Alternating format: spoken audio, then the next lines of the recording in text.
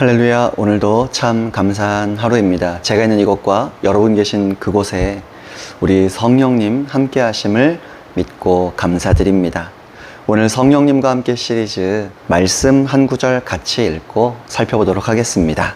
마가복음 11장 17절 말씀 자막 보시고 함께 읽습니다. 이에 가르쳐 이르시되 기록된 바 내 집은 만민이 기도하는 집이라 칭함을 받으리라고 하지 아니하였느냐. 너희는 강도의 소굴을 만들었도다 하시매. 아멘. 함께 읽은 말씀을 중심으로 해서요, 성령님은 기도하지 않는 사람에게 임하지 않으신다. 성령님은 기도하지 않는 사람에게 임하지 않으신다. 이런 제목으로 잠시 은혜를 나누려고 합니다. 오늘 본문 말씀에 보시면 교회의 목적 여러 가지가 있겠지만 그 중에서도 대표적으로 교회는 기도의 집이라고 선언하십니다. 기도가 참 그리스도인의 신앙과 평생의 삶에서 정말 중요한데요. 왜 중요합니까? 오늘 세 가지를 잠깐 기도에 대해서 살펴보려고 합니다. 첫 번째로는요, 기도가 창조의 목적이기 때문입니다. 하나님께서 저와 여러분을 창조하시고 지으시고 또 이 죄악 많은 세상에서 저와 여러분의 죄를 용서하시며 구원하셔서 도대체 뭐 하고 싶어 하시는 걸까요? 오늘 예수님 말씀하신 것처럼요, 선포하신 것처럼 하나님과의 친밀한 교제를 누리는 곳이 교회고, 그 하나님과의 친밀한 교제를 누리는 대표적인 방법이 기도라는 것입니다. 하나님과의 친밀한 교제가 창조의 목적이고요. 그 창조의 목적, 친밀한 교제를 저와 여러분과 이 땅을 살아가는 동안에 계속 우리 성삼위일체 하나님께서 누리시는 대표적인 방식이 바로 기도라는 것입니다. 그러므로 창조의 목적인 기도를 저와 여러분이 소홀하다면 하나님을 놓치게 되는 것이죠. 그래서 이렇게까지 종종 말씀을 드립니다. 기도를 잃어버리면 하나님을 잃어버린다. 우선 기도를 두 종류로 간단히 언급해 볼게요. 우선 시간과 장소를 정해서 하는 집중해서 하는 기도가 있습니다. 집중기도.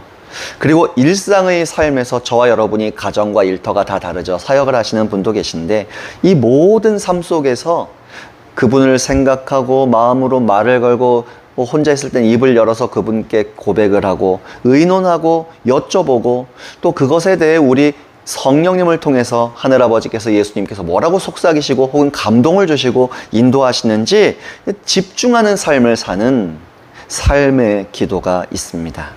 그래도 중요한 건 기도의 첫 번째 목적은 친밀한 교제를 누리는 방법이다. 창조의 목적, 친밀한 교제를 누리는 방법이다. 이것만 기억하시면 좋겠습니다.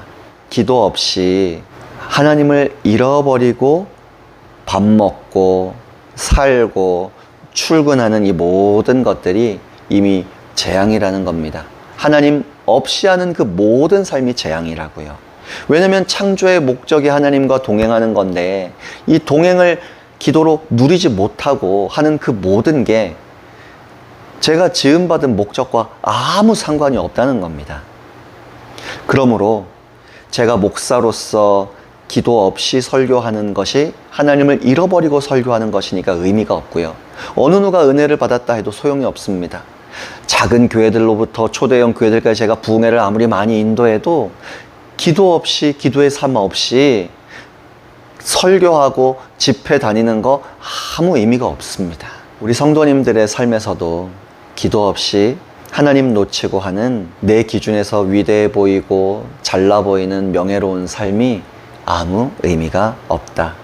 이것이 무슨 하나님께 의미가 있고 기쁨이 되겠는가? 우리가 그것을 기억하고 기도를 중요하게 여기시면 좋겠습니다.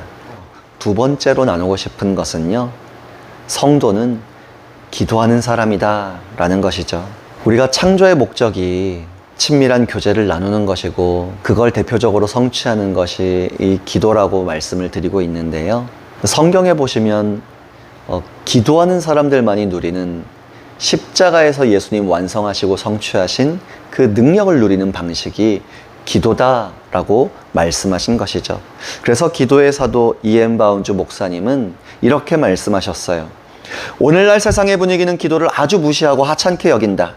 이런 분위기 속에서 구원과 영생은 자연스레 사람들의 관심 밖으로 밀려났다. 그렇기 때문에 오늘날 교회에 가장 필요한 것이 돈 많은 사람이나 머리 좋은 사람이 아니라 기도하는 사람이라는 진리를 강조하지 않을 수 없다. 성령님은 기도하지 않는 사람에게는 임하지 않으신다.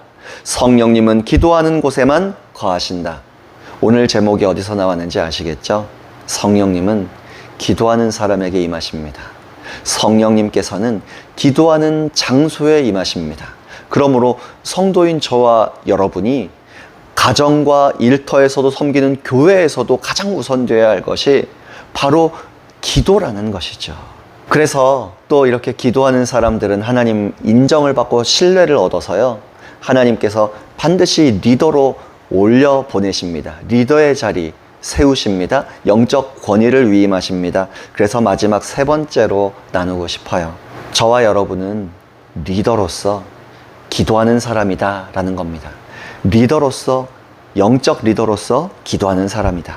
이엔 바운주 목사님 계속 이렇게 말씀하십니다. 기독교의 울타리 안에서 일하는 지도자들을 판단하는 잣대는 그들의 재력이나 사회적인 지위가 아니라 바로 기도의 습관이 되어야 한다. 교회의 일을 앞장서서 해야 할 사람들은 다른 무엇보다도 기도하는 법을 아는 사람들이어야 한다. 기도하는 사람 안에 성령님이 거하신다. 성령님은 기도를 통해 일하시기 때문이다. 심지어 이렇게까지 말씀하십니다. 기도하지 않는 사역자는 사역자가 아니다. 기도하지 않는 사역자는 애당초 자기 사명을 잘못 알았거나 아니면 그를 사역자로 부르신 하나님께 실망과 슬픔을 안겨드리는 것이다. 저는 이 말씀을 제게 먼저 적용하며 살고 싶습니다. 그래서 사도행전 6장 4절에 이렇게 말씀하시는 것 아니겠습니까? 우리는 오로지 기도하는 일과 말씀 사역에 힘쓰리라 하니. 그래서 목사로서 제가 먼저 기도를 멈추면 안 되고, 혹시 교회에서 또 가정이나 일터에서 영적 권위를 위임받은 성도님들 계신다면 기도를 멈추면 안 되는 겁니다. 기도를 쉬면 안 됩니다. 저와 여러분은 리더인 만큼 영적 파수꾼으로서 중보기도의 힘을 위임받은 사람들입니다. 우리는 사무엘의 고백을 나의 고백으로 삼아야 할 줄 믿습니다. 사무엘 선지자 사무엘상 12장 23절에 이렇게 말씀하십니다. 나는 너희를 위하여 기도하기를 쉬는 죄를 여호와 앞에 결단코 범하지 아니하고. 저와 여러분이 기도의 즐거움을 풍성하게 누리면 좋겠습니다. 오늘 하루가 창조의 목적인 성삼위일체 하나님과 친밀하게 교제 나누고 동행하는 삶, 그리고 이것을 대표적으로 성취하는 방법이 기도입니다 라는 걸 우리가 기억하시고요. 또 삶에서도 성령님께 말을 걸고 여쭤보고, 성령님의 도우심으로 우리 예수님께 말을 걸고 여쭤보고, 분주함이 있고 나를 힘들게 하는 일이 있어도 계속 예수님을 바라보며 기도의 삶, 기도의 즐거움을 얻고 누리시기를 축복합니다. 그걸 누리시다 보시면 열방과 세계 가운데 예수님의 눈물 흘리시는 기도 제목들이 많고요.